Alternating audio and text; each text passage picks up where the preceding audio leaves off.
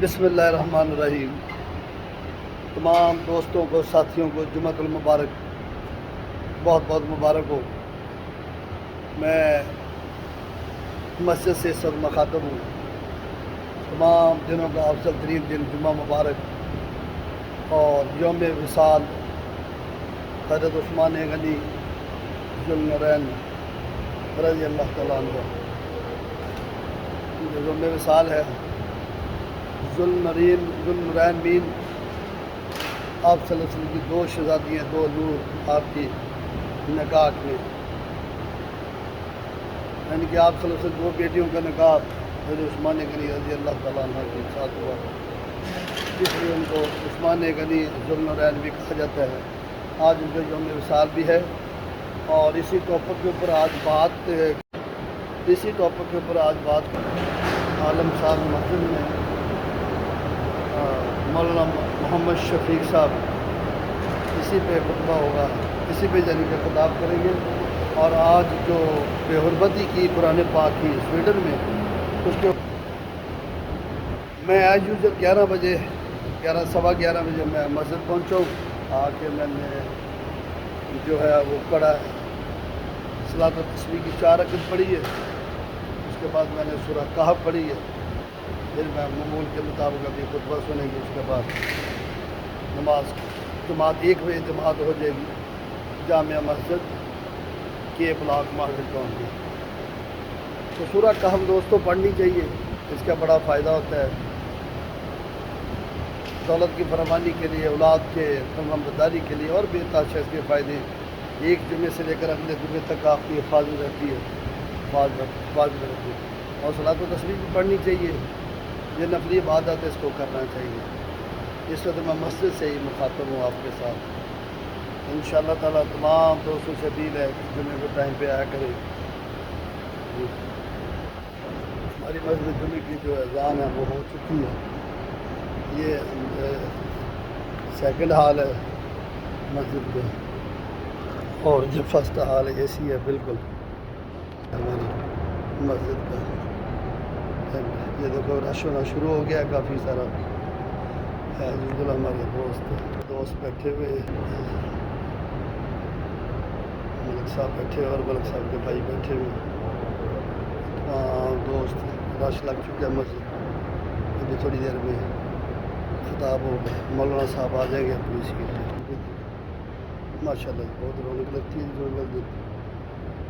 تمام دوستوں سے اپیل ہے کہ نوجوان دوست جتنے بھی ہیں وہ مسجد کی طرف اپنی توجہ دیا کریں، ٹائم پہ نماز کے لیے آیا کریں، کیونکہ ماشاء اللہ نیک لوگ نیک ہستے ہیں۔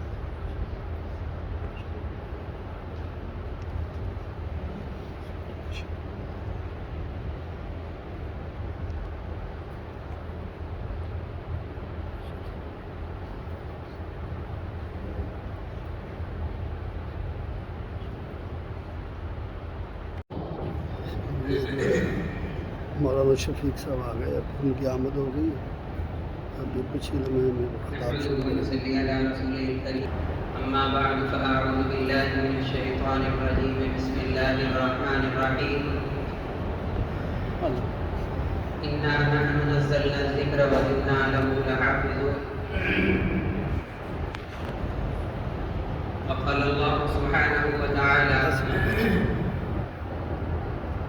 محمد رسول الله والذين معه أشداء على الكفار رحماء بينهم تراهم ركعا سجدا يبتغون فضلا من الله ورضوانا سيماهم في وجوههم من أثر السجود ذلك مثلهم في التوراة ومثلهم في الإنجيل صدق الله العظيم۔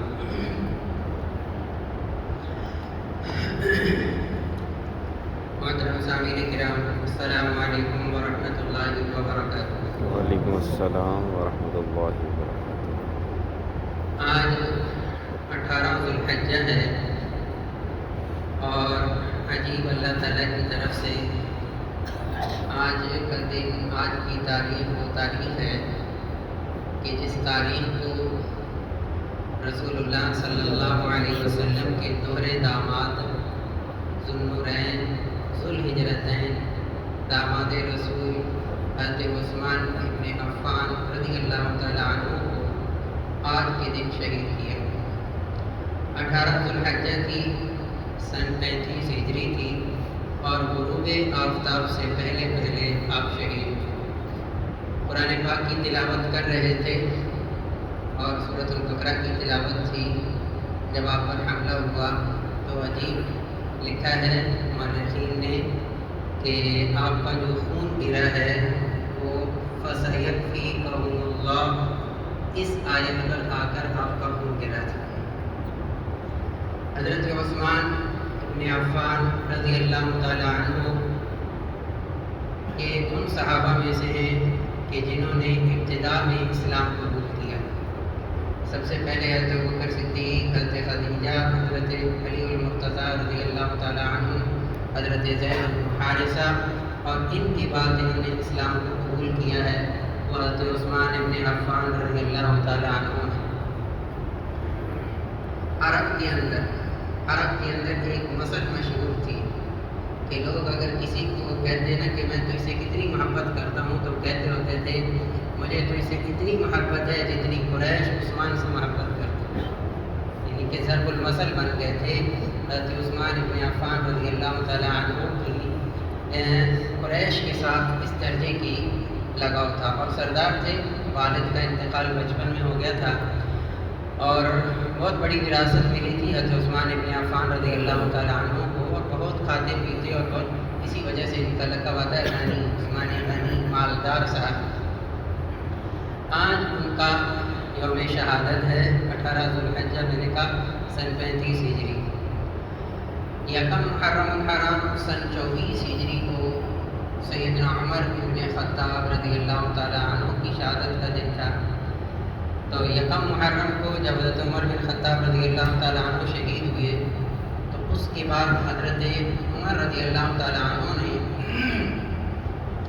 خلافت باقاعدہ سپرد نہیں کی حضرت عثمان رضی اللہ تعالیٰ عنہ، بلکہ 6 بندوں کی کمیٹی بنائی، 6 بندوں کی، حضرت عثمان، حضرت علی، حضرت عبدالرحمن بن عوف، حضرت سعد بن ابی وقاص، حضرت طلحہ، حضرت زبیر بن عوام رضی اللہ تعالیٰ عنہ، کہ آپ لوگ سارے بیٹھ جائیں اور بیٹھ کر فیصلہ کر لینا کہ اپنے لیے کس کو خلیفہ منتخب کرنا ہے۔ چنانچہ یہ 6 حضرات بیٹھے اور بیٹھنے کے بعد حضرت سعد رضی اللہ تعالیٰ عنہ اور حضرت طلحہ رضی اللہ تعالیٰ عنہ، حضرت زبیر رضی اللہ تعالیٰ عنہ، یہ تینوں دستبردار ہوئے تھے تینوں کے لیے۔ حضرت عثمان، حضرت علی اور حضرت عبدالرحمن ابن عوف، حضرت سعد بن ابی وقاص کہنے لگے میں ترجیح دیتا ہوں عبدالرحمن ابن عوف رضی اللہ تعالیٰ عنہ۔ حضرت زبیر رضی اللہ تعالیٰ عنہ، زبیر ابن عوام، انہوں نے فرمایا تھا حضرت علی رضی اللہ تعالیٰ عنہ کو ترجیح دیتا ہوں اپنے اوپر۔ حضرت طلحہ رضی اللہ تعالیٰ عنہ نے کہا میں ترجیح دیتا ہوں اپنے اوپر حضرت عثمان رضی اللہ تعالیٰ عنہ۔ اب پیچھے 3 حضرات رہ گئے تھے، یہ تینوں حضرات بیٹھے۔ جب یہ تینوں حضرات بیٹھے حضرت عبدالرحمن ابن عوف رضی اللہ تعالیٰ عنہ کہنے لگے کہ آپ دونوں جیسا تو کوئی نہیں، آپ دونوں داماد رسول بھی ہو، لہٰذا آپ دونوں آپس کے اندر طے کر لو کہ کس کو کون خلافت کی بات کو سنبھالیں گے۔ تو کہتے ہیں کہ حضرت دونوں حضرات خاموش ہو گئے اور گویا کہ وہ یہ چاہتے تھے عبدالرحمن ابن عوف کوئی بھی فیصلہ کر دیں ہمیں فیصلہ ہی منظور ہے۔ یہ بڑی اہم بات ہے تاکہ ہمیں تاریخ اسلام کے حوالے سے پتہ ہونا چاہیے۔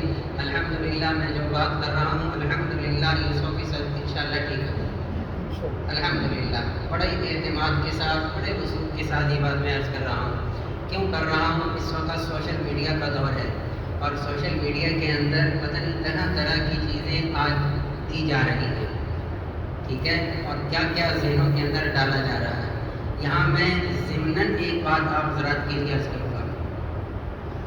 کچھ اصول ہیں شریعت کے اندر، ہمیں اہل سنہ والجماعہ کے اصول ملے ہیں، ہم نے ان اصولوں کو نہیں چھوڑا۔ بس جب ہم اپنے اصولوں کو نہیں چھوڑیں گے تو فروعی مسائل ہمارے اوپر کوئی اثر انداز نہیں ہوں گے۔ اصول کیا ہے کہ صحابی رسول ہی ہے، بس صحابی رسول ہی ہے۔ کیا معنی کہ صحابی کسے کہتے ہیں؟ جس نے اپنی زندگی کے اندر اسلام کی حالت میں رسول اللہ صلی اللہ علیہ وسلم کا زمانہ پایا، آپ کی زیارت کی، آپ سے ملاقات ہوئی اور اسی حالت پر انتقال ہوا، یعنی نعوذ باللہ من ذالک ارتداد نہیں ہوا، اسلام سے نہیں پھرے، اسلام ہی پر جان دے دی ہے اور اسلام ہی پر مرے ہیں۔ تو وہ صحابہ کیا ہیں؟ رسول اللہ صلی اللہ علیہ وسلم نے کیا خود قرآن مجید کہتا ہے رضی اللہ عنہم ورضوا عنہ، اللہ ان سے راضی ہو چکا، وہ اللہ سے راضی ہو چکے، یہ ہے ہمارا عقیدہ۔ تو صحابی رسول ہونا، صحابی ہونا یہ بہت بڑا اعزاز ہے۔ جس کو یہ اعزاز مل چکا ہے 15ویں صدی میں آ کر کسی کو ان کے اوپر انگلی اٹھانے کی اجازت نہیں ہے۔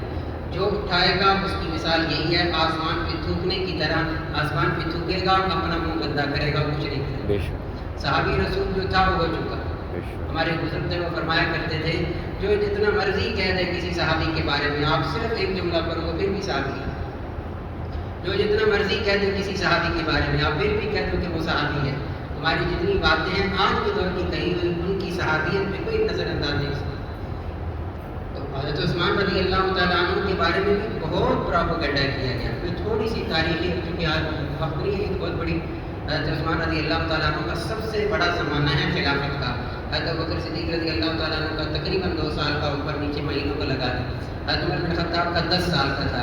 حضرت عثمان رضی اللہ تعالیٰ عنہ کا 12 سال کا ہے۔ حضرت علی رضی اللہ تعالیٰ عنہ کی خلافت کا زمانہ 6 سال کا ہے۔ تو سب سے بڑی خلافت جن کے حصے میں آئی ہے وہ حضرت عثمان غنی رضی اللہ تعالیٰ عنہ ہے۔ تو حضرت عبد الرحمن بن عوف کے بارے میں آتا ہے رضی اللہ تعالیٰ عنہ مجمعین کے بارے میں، 3 دن تک فیصلہ نہیں کر سکے کہ حضرت عثمان کو خلیفہ بنایا جائے حضرت علی رضی اللہ تعالیٰ عنہ۔ یہاں تک روایات کے اندر ہے، مستند تاریخی روایات کے اندر ہے کہ حضرت عبد الرحمن بن عوف رضی اللہ تعالیٰ عنہ باقاعدہ طور پر مہاجرین سے ملے، انصار سے ملے، باہر جو قافلے تھے ان سے ملے، مدینہ منورہ سے جو باہر رہائشی سے ان سے ملے، جتنے قافلے آتے جاتے تھے ان سے ملتے تھے، اور ایک ہی سوال ہوتا تھا کہ آپ بتاؤ کہ ان حضرات میں سے کس کو یہ خلافت کے لیے منتخب کیا جائے۔ پھر خود ان کے بارے میں آتا ہے راتوں کو جاگتے اور استخارہ کرتے، اللہ سے بہت زیادہ دعا مانگتے تھے، یا اللہ صحیح بات میرے دل کے اندر ڈال دے۔ تو پھر اس کے بعد حضرت علی رضی اللہ تعالیٰ عنہ کے سامنے باقاعدہ خطبہ دیا تھا حضرت عبد الرحمن بن عوف رضی اللہ تعالیٰ عنہ نے، اور اس کے بعد بیعت کی کہ حضرت عثمان رضی اللہ تعالیٰ عنہ کے بارے میں عام مسلمانوں کی رائے یہی ہے کہ حضرت عثمان رضی اللہ تعالیٰ عنہ کو خلافت کے لیے رکھا جائے۔ اور عجیب دلیل دی ہے، بڑی مستند روایت ہے، جب مسجد نبوی کی تعمیر ہو رہی تھی، جب مسجد نبوی کی تعمیر ہو رہی تھی اور جب پہلی اینٹ رکھی سرور کونین صلی اللہ علیہ وسلم نے، محمد عربی صلی اللہ علیہ وسلم نے پہلی اینٹ رسول اللہ صلی اللہ علیہ وسلم نے رکھی، دوسری اینٹ حضرت ابوبکر صدیق رضی اللہ تعالیٰ عنہ نے رکھی، تیسری اینٹ سیدنا عثمان رضی اللہ تعالیٰ عنہ نے رکھی تھی۔ اس موقع پر رسول اللہ صلی اللہ علیہ وسلم نے فرمایا ہؤلاء الخلفاء من بعدی، یہی خلیفہ ہوں گے میرے بعد۔ اور ترتیب بھی بہت ساری احادیث کے اندر ملتی ہے، لیکن یہ والی ترتیب اس موقع کے اوپر عام ہمارے مورخین نے اس کو نقل کیا ہے۔ تو یہ تو میں نے عرض کیا کہ اس موقع پر ایسے حالات کے اندر حضرت عثمان رضی اللہ تعالیٰ عنہ نے خلافت کی باغ کو سنبھالی۔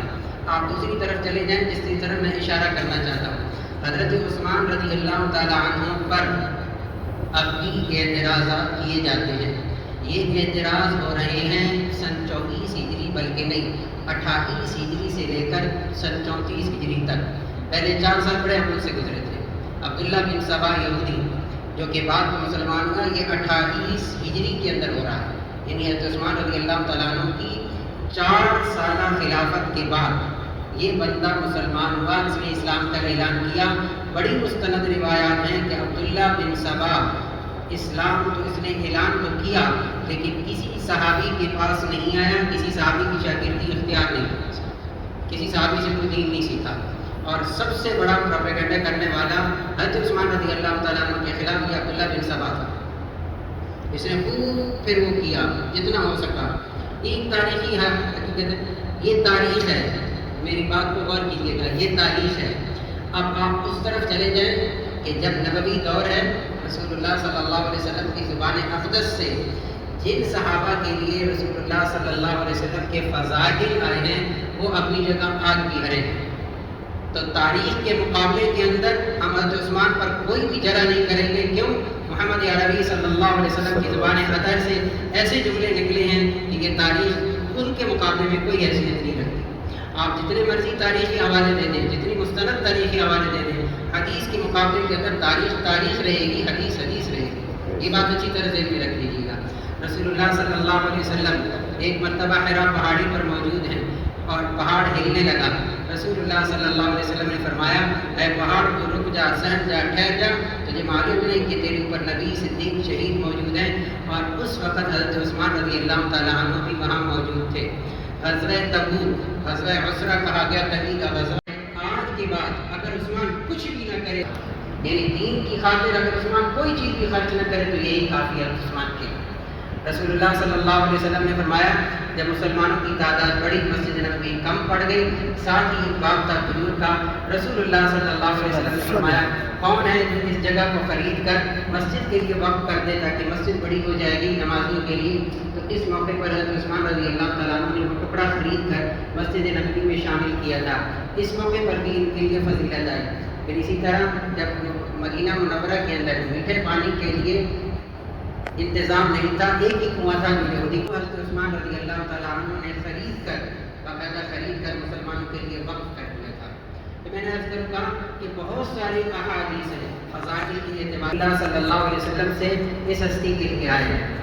ایک واقعہ آپ کے بعد پیش آیا، حضرت عثمان رضی اللہ تعالیٰ عنہ کے بعد۔ حضرت عبداللہ ابن عمر رضی اللہ تعالیٰ عنہ صحابی رسول، مشہور صحابی رسول ہیں۔ یہ ایک حج کے موقع پر حرم کے اندر موجود ہیں۔ قریش کے کچھ لوگ اور بھی ان کے پاس موجود تھے۔ ایک مصری آیا اور آ کر کہنے لگا کہ یہ کون لوگ ہیں جو یہاں بیٹھے ہیں؟ انہوں نے بتایا کہ قریش کے لوگ ہیں جو یہاں اکٹھے ہیں۔ تو وہ کہنے لگا کیا ان کے اندر تو بڑا آدمی، سمجھدار آدمی، صاحب علم آدمی ہے؟ ہاں، یہ صحابی رسول ہیں، حضرت عبداللہ ابن عمر، حضرت عمر بن خطاب کے بیٹے۔ تو وہ کہنے لگا میں آپ سے 3 سوال کروں گا، آپ مجھے جواب دیجیے گا۔ پہلا سوال اس نے یہ کیا کہ حضرت عثمان رضی اللہ تعالیٰ عنہ غزوہ احد کے موقع پر ان لوگوں میں شامل تھے کہ جب کفار نے پلٹ کر حملہ کیا تو میدان کارزار کے اندر نہیں رہے اور دور چلے گئے، تو حضرت عثمان تو ان میں سے تھے، کیا ایسا ہی ہے؟ حضرت عبداللہ ابن عمر نے فرمایا ہاں ایسا ہی ہے۔ دوسرا اعتراض اس نے یہ کیا کہ حضرت عثمان رضی اللہ تعالیٰ عنہ غزوہ بدر میں بھی شریک نہیں ہوئی ہے۔ بدر کا وہ غزوہ جس کے لیے قرآن مجید کے اندر کیا کہا گیا کہ سب سے بڑا غزوہ، حق اور باطل کے درمیان فرق کرنے والا غزوہ، تو کہنے لگے اس میں بھی نہیں تھے۔ حضرت عثمان رضی فرمانے لگے ہاں حضرت عثمان غزوہ بدر میں بھی نہیں تھے۔ تیسرا اعتراض یہ تھا کہ جب بیعت رضوان ہوئی صلح حدیبیہ کے موقع پر، تو اس موقع پر بھی حضرت عثمان رضی اللہ تعالیٰ عنہ نے اس کے اعتراض کرنے والے کا، معترض کا اعتراض یہ تھا کہ 3 اہم جگہ تھی جہاں حضرت عثمان رضی اللہ تعالیٰ عنہ نظر نہیں آ رہے، یہ اعتراض تھا۔ تو حضرت عبداللہ ابن عمر نے تینوں جگہ فرمایا کہ تو ٹھیک کہتا ہے۔ جب وہ جانے لگا تو حضرت عبداللہ ابن عمر نے دوبارہ بلایا، فرمایا ادھر بات سنو، غزوہ احد کے بارے میں جو کچھ صحابہ کرام سے ہوا اللہ تعالیٰ نے سب کو معاف کر دیا۔ بھائیوں کیا ٹھہرے تھے بیعت صلح حدیبیہ کے موقع پر، اس وقت انہوں نے کہا تھا ظاہر ہے بیت اللہ مکہ اس طرح کا تو نہیں تھا جیسے آج ہے، اب تو خیر کا ہے۔ اس وقت حضرت عثمان رضی اللہ تعالیٰ عنہ سے کہا گیا کہ یہ سامنے خانہ کعبہ ہے، ہم آپ کو اجازت دیتے ہیں، آپ عمرہ کریں، آپ عمرہ کریں، آپ عمرہ کریں۔ حضرت عثمان رضی اللہ تعالیٰ عنہ نے فرمایا میرے آقا وہاں ہوں، عثمان یہاں آ کر طواف کریں، یہ نہیں ہو سکتا۔ کیا عشق تھا، یہ نہیں ہو سکتا کہ محمد عربی صلی اللہ علیہ وسلم کو روک دیا جائے اور ان کا ایک ادنا سا غلام، ادنا سا خادم آئے اور ان کو آپ اجازت دیں کہ طواف کر لیں، ایسا نہیں ہو سکتا، یہ نہیں کیا۔ اللہ علیہ وسلم تشریف نہیں لائیں گے، اور یہ بات مشہور ہو گئی کہ حضرت کو مشرکین مکہ نے شہید کر دیا۔ اس موقع پر جو رسول اللہ صلی اللہ علیہ وسلم نے صحابہ سے بیعت لی کہ عثمان کے خون کا بدلہ لیا جائے گا، اسے کہا گیا بیعت رضوان، یہ تھی وہ بیعت رضوان۔ اور جب سب نے بیعت کی محمد عربی صلی اللہ علیہ وسلم کے دست مبارک پر، تو اس وقت رسول اللہ صلی اللہ علیہ وسلم نے فرمایا تھا اپنے دائنے ہاتھ کو کھڑا کر کے، ہذہ یدی، یہ میرا ہاتھ ہے، بید عثمان، عثمان کے ہاتھ پر تو بیعت ہے۔ اس سے بڑی اور کیا فضیلت ہو سکتی ہے کہ رسول اللہ صلی اللہ علیہ وسلم اپنے ہاتھ کو فرمائیں یدی عثمان، یہ عثمان کا ہاتھ ہے، رضی اللہ تعالیٰ عنہ. اس کے بعد فرمایا حضرت عبداللہ بن عمر نے اس مصری سے کیا کہا یہ جواب لے لیے اب. اس لیے رسول اللہ صلی اللہ علیہ وسلم کو اس درجے کی محبت تھی اور اتنا اعتماد تھا حضرت عثمان رضی اللہ تعالیٰ عنہ پر کہ رسول اللہ صلی اللہ علیہ وسلم نے فرمایا ان کی وفات پر اگر اس کے بعد میری کوئی بیٹی ہوتی تو میں حضرت عثمان رضی اللہ تعالیٰ عنہ کے نکاح میں دیتا. اور عجیب بات جب حضرت رقیہ رضی اللہ تعالیٰ عنہ کی انتقال ہوا اس کے بعد باقاعدہ طور پر روایت میں آتا ہے کہ حضرت جبرائیل علیہ السلام تشریف لائے تھے. اللہ کا یہ پیغام دیا تھا کہ عثمان کے نکاح کے اندر اپنی دوسری بیٹی ام کلثوم کو دے دیا. اتنی بڑی فضیلت کے حامل ہوں اور پھر ان کے دور خلافت کے اندر اگر کوئی ایسے چند واقعات سامنے آ چکے ہوں تو آج کے مسلمان کو نہیں چاہیے کہ ان کو اچھالا کرے. حضرت عثمان رضی اللہ تعالیٰ عنہ نے جب تقرریاں کی تو یہ کیا وہ کیا، اقربا پروری کی، یہ کیا وہ کیا، کتنی دھڑکے سے کہا جاتی ہے یہ باتیں. کہاں گئے وہ فضائل جو حضرت عثمان رضی اللہ تعالیٰ عنہ کے رسول اللہ صلی اللہ علیہ وسلم بتا رہے ہیں. حضرت عبداللہ ابن عباس خانوادہ رسول ہے صلی اللہ علیہ وسلم فرماتے ہیں ایک مرتبہ ہم بیٹھے تھے، رسول اللہ صلی اللہ علیہ وسلم نے فرمایا اس کشادہ راستے سے جو بھی آئے گا جو بندہ نمودار ہوگا وہ جنتیوں میں سے ہوگا. کہتے ہم سارے دیکھ رہے تھے، دیکھتے ہیں کہ حضرت عثمان آئے. وہ 10 صحابہ جن کو رسول اللہ صلی اللہ علیہ وسلم نے جنتی ہونے کی بشارت دی ان میں تیسرے نمبر پہ حضرت عثمان رضی اللہ تعالیٰ. اور جو کارنامہ سر انجام دیا حضرت عثمان رضی اللہ تعالیٰ نے اپنے دور خلافت کے اندر عام ترین وہ تھا قرآن مجید کو جمع کرنا، مصحف کی شکل میں لانا. پہلے ایسا نہیں ہوتا تھا. پہلے تھے رسول اللہ صلی اللہ علیہ وسلم کے زمانے کے اندر پتھر پر، چمڑے پر، کھجور کے پتوں پر اور ہڈیوں پر، کیونکہ کاغذ بہت کم تھا. بعض روایات میں آتا ہے کاغذ کا وجود تھا لیکن بہت کم تھا. ان چیزوں کے اوپر صحابہ کرام رضی اللہ تعالیٰ عنہ اجمعین لکھا کرتے تھے. کاتبین وحی 40 کے قریب نام آتے ہیں صحابہ کے جو کہ کاتبین وحی تھے. تو یہ اس وقت چلتا رہا. پھر حضرت ابوبکر صدیق کے دور کے اندر کچھ اکٹھا ہوا، پھر حضرت عمر بن خطاب کے دور میں کچھ اکٹھا ہوا. قرآن مجید مصحف کی شکل میں ایک کتاب کی شکل کے اندر جو قرآن مجید اکٹھا کیا گیا وہ حضرت عثمان غنی رضی اللہ تعالیٰ عنہ کے دور کے اندر کیا گیا. اور جو روایت آتی ہے حضرت عثمان رضی اللہ تعالیٰ عنہ سے جس میں رسول اللہ صلی اللہ علیہ وسلم نے فرمایا خیرکم من تعلم القرآن وعلمہ، تم میں سے بہتر کون ہے جو قرآن سیکھے اور سکھائے. اس کے راوی حضرت عثمان غنی رضی اللہ تعالیٰ عنہ.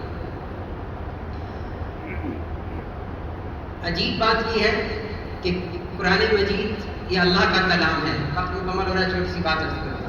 قرآن مجید یہ اللہ کا کلام ہے اور ہر لحاظ سے یہ معجزہ ہے، ہر لحاظ سے. اس لحاظ سے دیکھ میں چھوٹی سی مثال دوں گا. سورۃ الفاتحہ ہر آدمی ہر روز کتنی مرتبہ پڑھتا ہے؟ یعنی اگر 5 نمازیں بھی لے لی جائیں فرائض اور سنن ملا کر تو آپ بتائیں کہ ہر رکعت کے اندر سورۃ الفاتحہ پڑھتا ہے تو کتنی مرتبہ ہوگی فاتحہ؟ کوئی آدمی ایسا نہیں ہے جو کہے کہ آج میرا دل نہیں کر رہا فاتحہ پڑھنے کے لیے کچھ اور پڑھ. تو یہ قرآن پاک کا اعجاز نہیں ہے تو اور کیا ہے؟ اس لیے رسول اللہ صلی اللہ علیہ وسلم نے فرمایا قرآن مجید کے پڑھنے سے زبانیں تھکتی نہیں. اور یہ مسلمانوں کے لیے مقدس کتاب ہے. جتنی مقدسات ہوتی ہیں وہ ہر مذہب کے لیے قابل احترام ہوتی ہے. یہ تو ایسے بدبخت ہیں جو انسانیت کے قابل بھی نہیں ہیں جنہوں نے یہ والا کام کیا ہے. لیکن یہاں ایک بات عرض کر کے آخری میں اپنی بات ختم کروں گا. گلہ یہ ہے ہم مسلمانوں سے کہ ہم نے کیا کیا. ہم سارے جتنے بیٹھے ہم سارے ایک مرتبہ سوچیں کہ ہم نے اس کلام پاک کو کتنا وقت دیا ہے، کتنی بار پڑھا ہے، کتنا سمجھا ہے. سوچیں تو صحیح. ہمیں آتا ہے قرآن مجید پڑھنے، ہمیں پتہ ہے میرا رب اس سے کیا کہہ رہا ہوگا. کبھی میں نے ترجمے پہ غور کیا، کبھی اس کی تشریح پہ غور کیا. خار از محجوری قرآن شدی شکوارا سنجے دوران شدی، وہ معزز تھے زمانے میں مسلمان ہو کر تم خار ہوئے دارے کے قرآن ہو کر. وقال الرسول یا رب ان قومی هذا القرآن محجورا. اللہ کے رسول کا شکوہ ہے قیامت کے دن، اے اللہ یہ وہ میری امت ہے جس نے قرآن کو چھوڑ دیا تھا. اور شاید کسی محجورہ کے لفظ سے علامہ اقبال مرحوم نے شعر کہا تھا خار از محجوری قرآن شدی شکوارا سنجے دوران شدی. آج تو جو ذلیل و خوار ہو رہا ہے قرآن کو چھوڑنے کی وجہ سے ہو رہا ہے. اور شکوہ کس پہ کرتا ہے؟ زمانے پہ کرتا ہے. زمانہ ایسا آ گیا، زمانہ ایسا کہ تمہارے پاس ایسا کلام موجود ہے جس کے اندر آج بھی اتنی طاقت ہے کہ آج بھی مسلمان سب سے اوپر رہ سکتا ہے. کب؟ جب اس کے ساتھ جڑے. لیکن بڑے افسوس کے ساتھ کہنا پڑتا ہے ہماری تعلیمی ادارے جتنے بھی ہیں، جتنے مہنگے سے مہنگے تعلیمی ادارے ہیں، ان کے اندر قرآن مجید کی تعلیم کس درجے کی ہے آپ سب جانتے ہیں. میں تو اکثر کہا کرتا ہوں، یہ پھر وہ جملہ ہے جو ایک دلی میری طرف ہے. میں کہا کرتا ہوں جس گھر کے اندر قاری صاحب پڑھانے جاتے ہیں بچوں کے لیے، اس گھر کے اندر ایک ہفتہ قاری صاحب چھٹی کر لیں، ایک ہفتے کے بعد اس بچے کو قرآن پاک نہیں مل رہا ہوتا، اس کو پارا نہیں مل رہا ہوتا. کیا یہ قرآن کا پڑھنا صرف قاری صاحب کے لیے جڑا ہوا ہے؟ قاری صاحب آئیں گے کہ پارا اٹھائے گا، پڑھا جائے گا. کیوں نہیں گھر کے اندر ماں باپ تیار ہوئے جو اپنی اولاد کو قرآن پڑھا سکیں؟ کیوں محتاج ہو گئے ہیں آج مسلمان قاریوں کے؟ کسی ماں باپ کو قرآن نہیں آتا کہ اپنی اولاد کو پڑھا سکے. اتنے گھر ہمارے خالی ہو چکے ہیں. ہر ایک کام کے لیے نوکر رکھا ہوا ہے، ایک قرآن کے لیے بھی نوکر رکھا ہوا ہے. کاش کی ماں باپ ایسے ہو جائیں کہ ہر ماں باپ اپنی اولاد کو قرآن خود پڑھائے. کیا مسلمانی ہے یہ؟ ایک ہی کلام تھا جس کو ہم نے پڑھنا تھا، جس کو ہم نے سیکھنا تھا، صرف مرنے کے لیے رہ گیا. بلاؤ بچوں کو پڑھاؤ، قرآن پڑھاؤ اور چلو جی. بحیثیت ماں باپ کے آج یہ ارادہ اور تہیہ اور پختہ ارادہ کر کے اٹھیں ہم قرآن مجید خود سیکھیں کہ اپنے بچوں کو خود سکھائیں.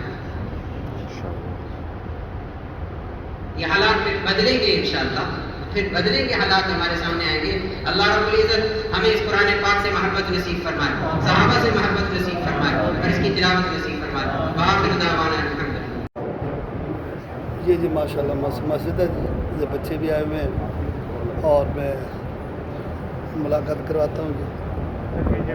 یہ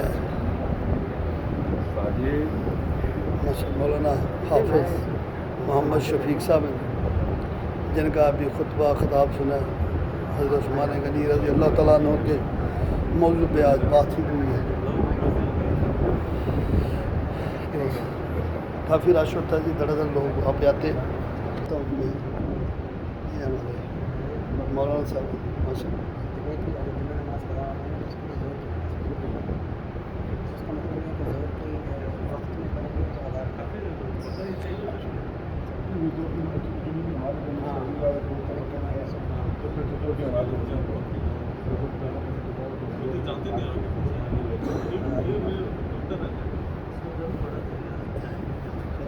مولانا محمد شفیق صاحب سے ملاقات ہو رہی ہے.